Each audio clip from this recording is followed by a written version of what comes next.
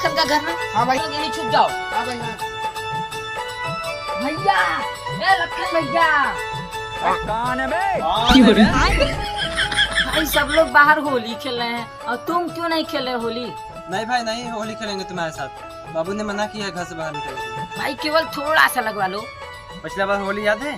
तुम लोग इतना रंग दिए थे, मेरे बाबूजी नहीं पहचान रहे थे। भाई केवल थोड़ा सा टीका लगवा लो। नहीं लगाएंगे। ठीक है भाई, तुम्हारी मन नहीं कर रही है तो मत लगवाओ, मैं जा रहा हूँ।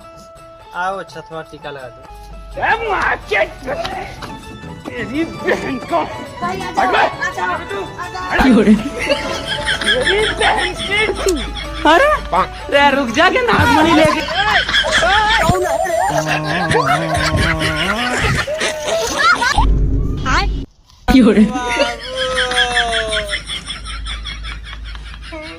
कौन है बे? बाबू। और भिखारी कहीं का।